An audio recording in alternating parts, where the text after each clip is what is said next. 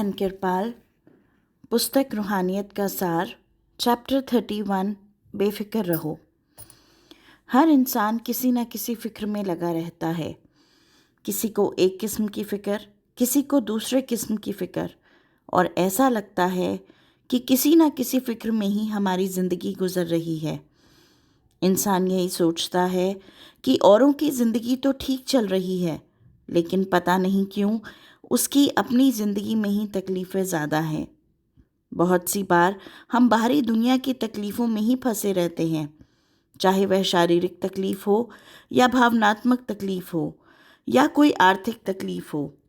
कई बार इंसान को इसलिए भी तकलीफ़ होती है क्योंकि वह प्रभु से दूर हो गया है।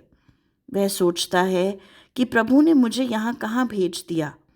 यहाँ तो ना प्रभु दिखाई देता है, ना उससे बातचीत होती है, और प्रभु से मिलन की चाह हमारे अंदर इतनी ज़्यादा हो जाती है कि उनसे मिले बगैर हम किसी भी हाल में खुश नहीं रहते। चिंता करने से हम कुछ नहीं पा सकते। अगर हम चिंता करें कि हमारे घर में कोई बीमार है तो वह बीमारी नहीं जाती।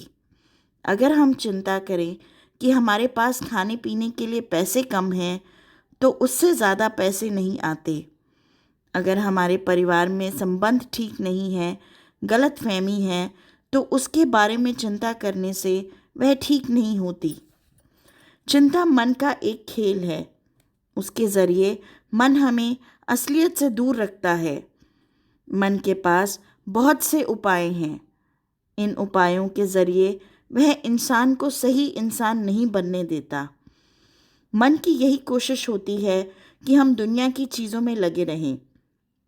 मन की यही कोशिश होती है कि हम असलियत को ना जानें। मन बार बार कोशिश करता रहता है कि हमारा ध्यान दुनिया में ही लगा रहे और असलियत की ओर ना जाए। चिंता करके कोई कुछ नहीं पाता। एक प्रोफेसर थे। उन्हें बहुत शौक था कि वह जिंदगी और मौत के रहस्य को जाने। उन्होंने बहुत से धर्म ग्रंथ पढ़े, शास्त्रों का अध्ययन किया। उन्होंने बहुत कुछ पढ़ा लिखा, लेकिन जीवन और मौत का रहस्य उन्हें समझ में नहीं आया। वह हर समय इसी चिंता में रहते थे कि मेरी जिंदगी कम होती जा रही है। मैं इतना पढ़ा लिखा हूँ, फिर भी मुझे समझ में नहीं आ रहा है कि जिंदगी का ध्येय क्या है। मेरी जिंदगी ऐसे ही चलती जा रही है। एक बार वह एक समुद्र के किनारे टहल रहे थे। वह अपने ख्यालों में डूबे हुए थे, चिंतित थे। उन्होंने देखा कि समुद्र तट पर एक छोटा सा लड़का बैठा हुआ था। वह लड़का बहुत घबराया हुआ लग रहा था। प्रोफेसर साहब ने उनसे पूछा, क्या मैं तुम्हारी कोई मदद कर सकता हूँ? लड़के ने उनकी तरफ देखकर कहा कि आप तो मुझसे भी ज़्यादा चिंतित लग रहे हैं। आपका प्याला कहाँ है? प्रोफेसर साहब ने कहा कि तुम किस प्याले की बात कर रहे हो? मुझे समझ में नहीं आया। लड़के ने कहा कि मैं तो चिंता में हूँ, लेकिन आप भी बहुत चिंता में लग रहे हो। हो सकता है हम दोनों की चिंता एक जैसी हो। मैं चाह रहा हूँ कि मेरे प्याले में समुद्र भर जाए, लेकिन मुझे कोई तरीका समझ में नहीं आ रहा है। आप भी यही चिंता में टहल रहे हैं। मैं तो छोटा हूँ, मेरा प्याला भी छोटा है। आप तो बड़े हैं, आपका प्याला भी बड़ा होगा। क्या पता आपके प्याले में समुंदर आ जाए। तो प्रोफेसर साहब हंसने लगे। उन्होंने उस लड़के से कहा, बेटा, हम सब बालक ही हैं। हर एक जीव इस दुनिया में बालक के समान है। उस समय उसके अंदर एक बात घर कर गई। उन्हें कुछ समझ में आने लगा। उन्होंने कहा कि हर एक इंसान इस दुनिया में एक बालक के समान है। कोई छोटा प्याला लेकर घूम रहा है, कोई बड़ा प्याला, और कोई उससे भी बड़ा प्याला लेकर घूम रहा है। लेकिन किसी के प्याले में समुद्र समा नहीं रहा है। किसी को तंदुरुस्ती चाहिए, किसी को पैसे चाहिए, किसी को अक्ल चाहिए, लेकिन हमारे प्याले भर नहीं रहे। और बहुत सी बार हम यह सोचना शुरू कर देते हैं कि शायद दूसरों का प्याला बड़ा है, इसलिए उनको बहुत कुछ मिलेगा, उनके प्याले में शायद समुद्र समा जाए। लेकिन हम भूल जाते हैं कि जिनका प्याला बड़ा है उनका अहंकार बड़ा है, और जिनका अहंकार बड़ा है उनका प्याला क्या भरेगा।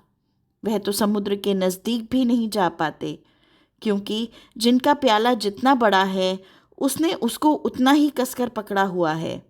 प्याला भरेगा उसी का जो प्याले को छोड़ने की हिम्मत रखता है, जो शरीर से ऊपर उठता है। हम लोग इस शरीर के ढांचे में ढले हुए हैं। हम इस शरीर को लेकर घूमते रहते हैं। शरीर के लिए इंसान के अंदर बहुत सारी इच्छाएं हैं। हम सोचते हैं कि यह भी मेरे प्याले में आ जाए, यह भी मुझे मिल जाए, वह भी मुझे मिल जाए। हम जिंदगी भर इस प्याले को लेकर घूमते रहते हैं और कभी साहस नहीं करते कि हम इस शरीर रूपी प्याले को छोड़ें। जब तक हम इस शरीर रूपी प्याले को नहीं छोड़ेंगे, तब तक सागर को हम इस प्याले में नहीं समा सकते, और ना ही हम सागर में जाकर समा सकते हैं। जो इस शरीर से ऊपर उठ पाएंगे वह जिंदगी और मौत के रहस्य को पा लेंगे, और जो लोग इस शरीर के अंदर ही जकड़े रहेंगे वह सोचते रहेंगे कि उनके प्याले में समुद्र क्यों नहीं समा रहा। महापुरुष समझाते हैं कि जो पल निकल गया उसकी फिक्र मत करो, उसे आप बदल नहीं सकते। जो पल आएगा उसकी भी फिक्र मत करो। करना क्या है कि हम जिस पल में जी रहे हैं उसका हमें फ़ायदा उठाना है। उसका फ़ायदा हमें तब मिलेगा जब हम उस पल में शरीर से ऊपर उठ जाएंगे और कार्य ऐसे करेंगे जिनसे हमारे कदम प्रभु की ओर जाएंगे। अगर हम अपने प्याले को पकड़े हुए अपने घमंड को साथ लेकर चलते रहे तो फिर रूहानियत क्या है इंसान कभी नहीं जान पाता। असलियत उसके सामने खुलती नहीं, और इस मानव शरीर में आकर भी अपनी मंजिल तक नहीं पहुंच पाता, और 84 लाख योनियों में चक्कर काटने के लिए इस दुनिया से चल बसता है। Thank you Maharaj ji. Thank you Maharaj ji.